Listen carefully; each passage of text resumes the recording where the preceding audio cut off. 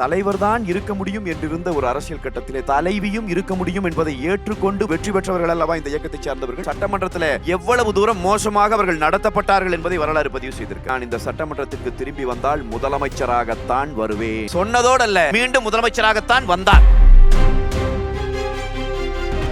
பெண்கள் குறித்து அருவருப்பாக சட்டமன்றத்திலே அவர்கள் தலைவர் பேசினார் என்கிற செய்தியையே பெருமையாக பேசிக் கொள்ளுகிற மனநோயாளிகள் உழவுகிற காடாக அது இருக்கிற போது, பெண்கள் குறித்து ஏதேனும் தவறான ஒரு வார்த்தை வந்துவிட்டாலும் அது மிகப்பெரிய அளவிலே பாதிப்பை ஏற்படுத்தும் என்பதை உணர்ந்திருக்கிற தோழர்களால் இயக்கம் கட்டப்பட்டிருக்கிறது. நிறைய பெண்களுக்கான திட்டங்களை செஞ்சிருக்காங்க. அதுல இருந்து அதிமுக எப்படி மாறுபடுதுன்னு நினைக்கிறீங்க? அனைத்து பேருந்துகளிலும் மகளிருக்கு இலவசம், பின்னாடி முன்னாடியும் பெயிண்ட் அடிச்சு விட்டு இந்த பேருந்துல மட்டும் இலவசம்னு ஏமாற்று வேலையா இல்லையா? தாலிக்கு தங்கம் திட்டம் என்கிற திட்டத்தை அதிமுக கொடுத்துச்சா இல்லையா? இன்னைக்கு அந்த தங்கத்தினுடைய விலை 1.5 லட்சம் ரூபாய். உள்ளாட்சி குற்றச்சாட்டு, ஆளுகிறவர் மேலேயே குற்றச்சாட்டு வந்துவிட்ட பிறகு வழக்கை சிபிஐக்கு மாற்றுகிற தைரியம் எடப்பாடியாருக்கு இருக்கிறது. குற்றவாளி என்று இவர்களால் அடையாளப்படுத்தப்பட்டிருக்கிற ஞானசேகரன் அவனுடைய வீட்டில் திமுக அமைச்சர் போய் உட்கார்ந்து சாப்பிட்டு இருக்கிற காட்சிகள் வெளிவருது. எவ்வளவு நெருக்கமான தொடர்பு சிபிஐ கொடுத்திருக்கணுமா இல்லையா? இதுதான் அதிமுகவுக்கும் திமுகவுக்குமான வித்தியாசம்.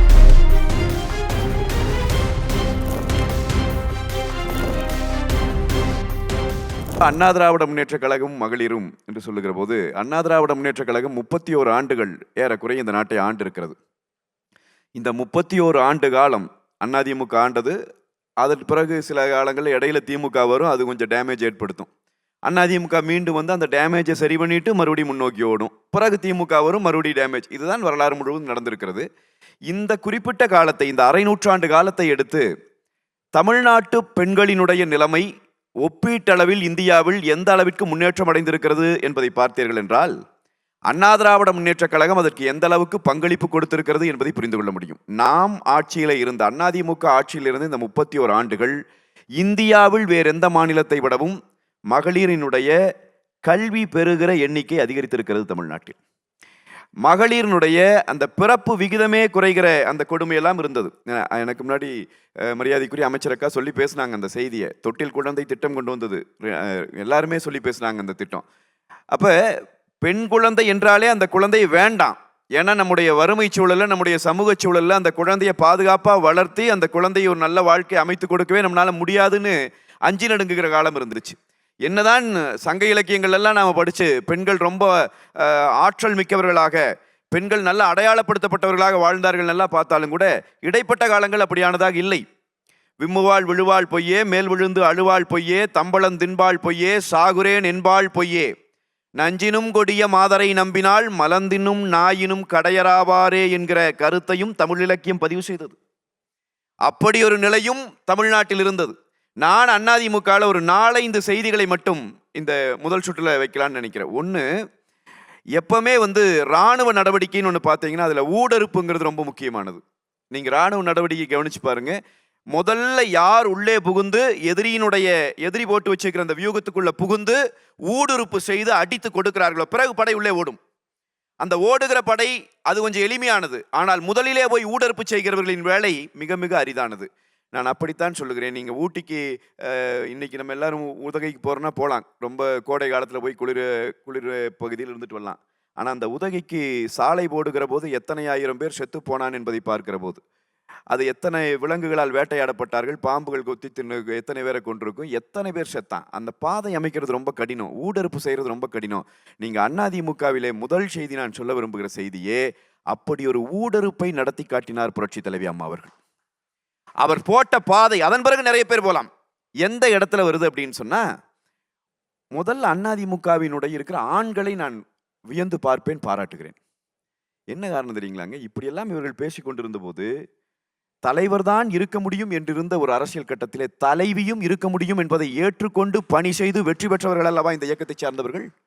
புரட்சி தலைவி அம்மா அவர்கள் முதல்ல அவங்க கட்சியினுடைய பொதுச் செயலாளராக வருகிறார்கள். புரட்சி தலைவரின் மறைவுக்கு பிறகு சட்டமன்றத்திற்குள்ளே போறாங்க. சட்டமன்றத்தில் எவ்வளவு தூரம் மோசமாக அவர்கள் நடத்தப்பட்டார்கள் என்பதை வரலாறு பதிவு செய்திருக்கிறது.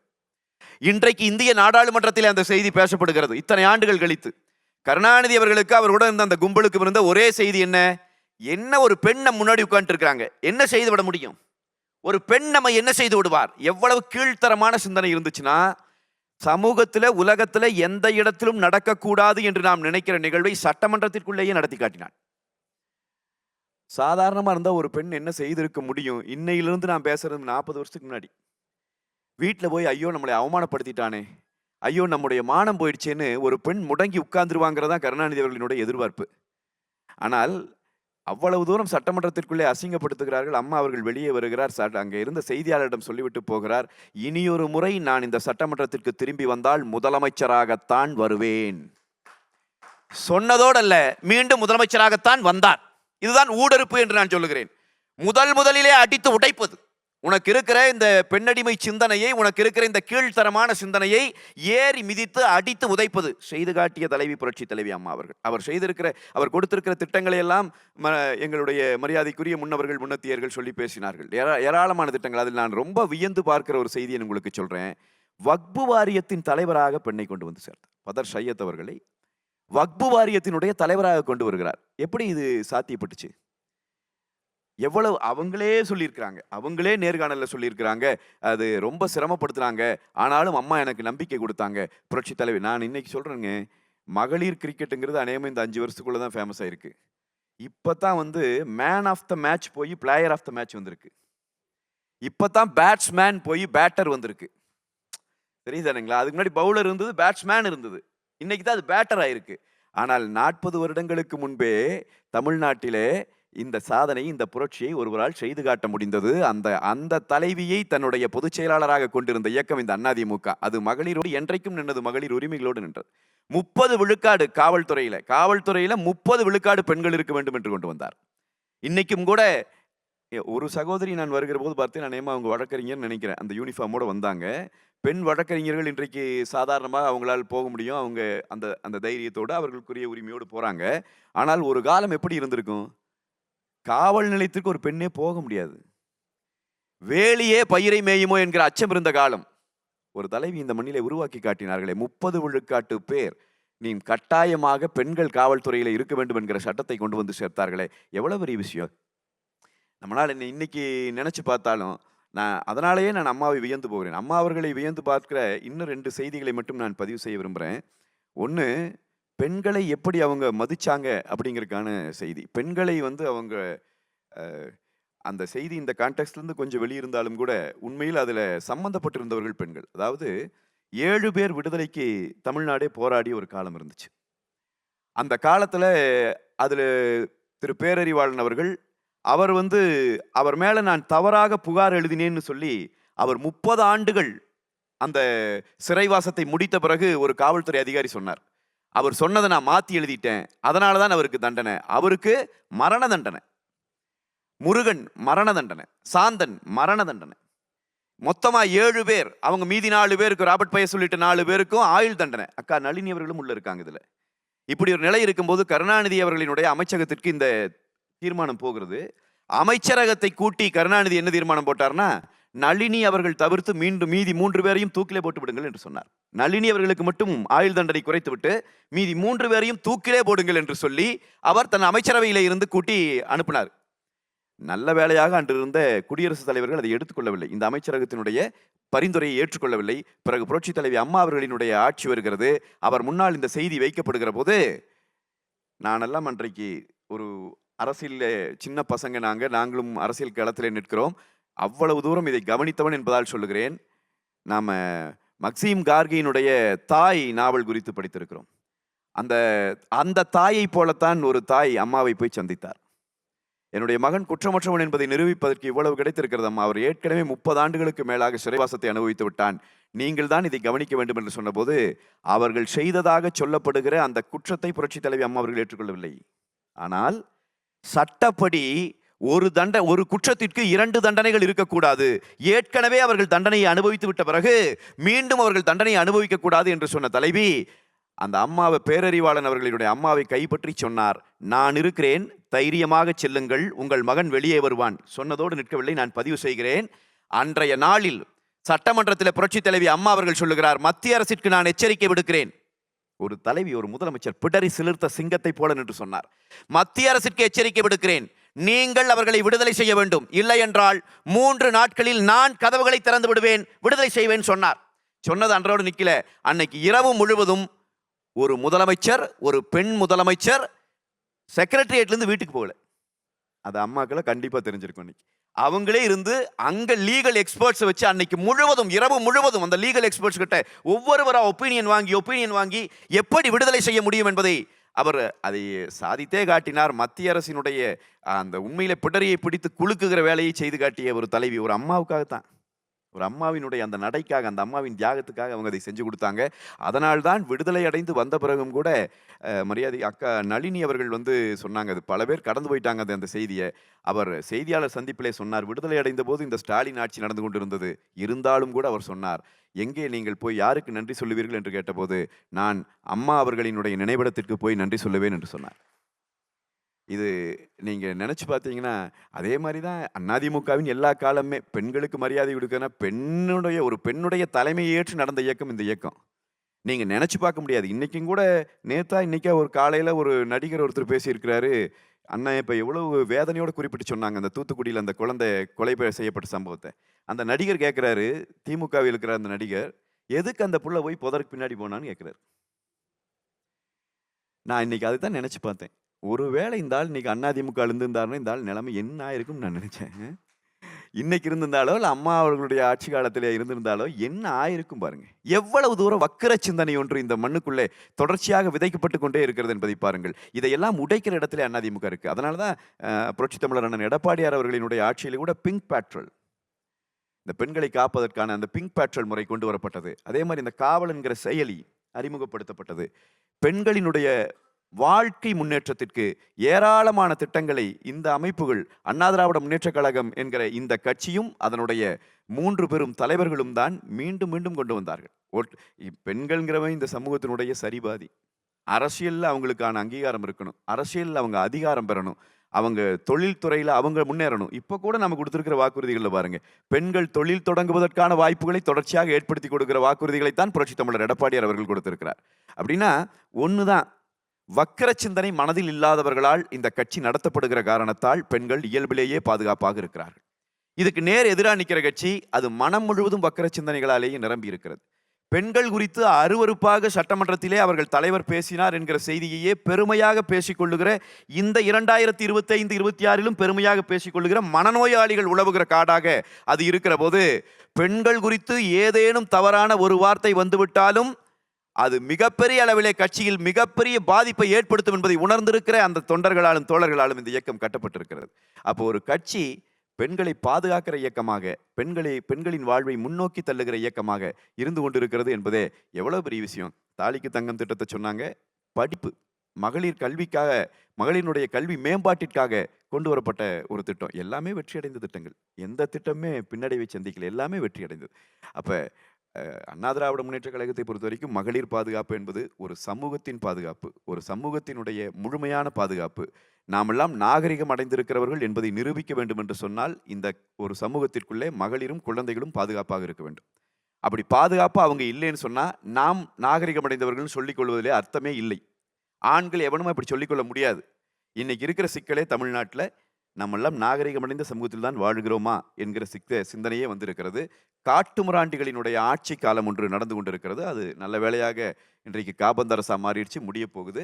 எனவே அண்ணா திராவிட முன்னேற்ற கழகத்தை பொறுத்த வரைக்கும் எனக்கு முன்னால் 3 பெரும் எங்கள் முன்னத்தியர்களும் சொன்னதைப் போல ஏராளமான திட்டங்களையும் நாங்கள் கொண்டு வந்தோம். மனதளவிலும் பெண்களுக்கு பாதுகாப்பு வழங்குகிற ஒரு அமைப்பாக அண்ணா திராவிட முன்னேற்ற கழகம் இருந்திருக்கிறது.